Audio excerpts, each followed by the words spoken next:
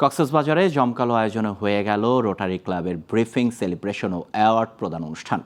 শুক্রবার সকালে এক অভিজাত হোটেলে উৎসবমুখর পরিবেশে বেলুন ও পায়রা উড়িয়ে উদ্বোধন করা হয় এই আয়োজনের।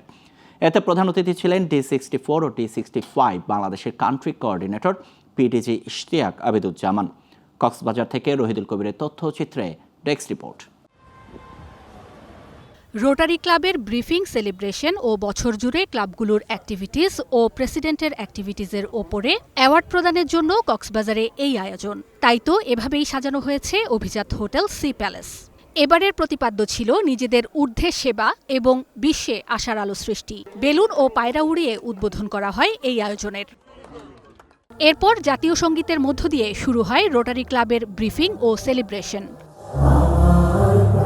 এতে প্রধান অতিথি ছিলেন D64 ও D65 বাংলাদেশের country coordinator PDG Ishtiaq Abiduzzaman, D64 বাংলাদেশের deputy country coordinator PDG AKM Shamsul Huda, D65 বাংলাদেশের PDG colonel Ataur Rahman Pir, public image কমিটির কোঅর্ডিনেটর এবং রোটারি ক্লাব অফ গুলশানের প্রেসিডেন্ট লুবনা আফরোজ সহ বিশিষ্ট ব্যক্তিরা।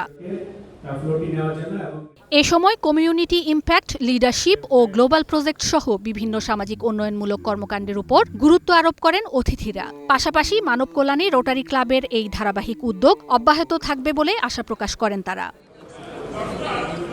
আর পাবলিক ইমেজ কমিটির কোঅর্ডিনেটর এবং রোটারি ক্লাব অব গুলশানের প্রেসিডেন্ট লুবনা আফরোজ রোটারি ক্লাবের শীর্ষ কর্মকর্তাদের বিভিন্ন উদ্যোগ ও কাজের প্রশংসা করেন। আমি খুবই অনার্ড ফিল করেছি যখন আমাদের কান্ট্রি কোঅর্ডিনেটর পিডিজি ইশতিয়াক জামান স্যার উনি ডিসিশন নিয়েছেন যে আমাদের পাঠ্যসূচিতে আমাদের 4-ওয়ে টেস্টটাকে উনি অন্তর্ভুক্ত করতে চান। এটা ছিল আমার শোনা মাত্র, আমি এটাকে ওনাকে বললাম যে আপনি যদি এটা করেন আমাদের রোটারি বাংলাদেশের ইতিহাসের জন্য এটা একটা মাইলফলক হয়ে যাবে। এই সময় প্রধান অতিথি D64 ও D65 বাংলাদেশের কান্ট্রি কোঅর্ডিনেটর পিডিজি ইশতিয়াক আবিদুজ্জামান রোটারিয়ানদের দেশ জুড়ে গাছ লাগানোর উপর গুরুত্ব আরোপ করেন। বৃক্ষরোপণটা প্রত্যেকেই আপনারা গাছের ব্যবস্থা করবেন, গাছ লাগাবেন এবং আমরা কিন্তু সারাটা মাস ব্যাপী করব। and as I said, the honorable prime minister has accepted to be part of that.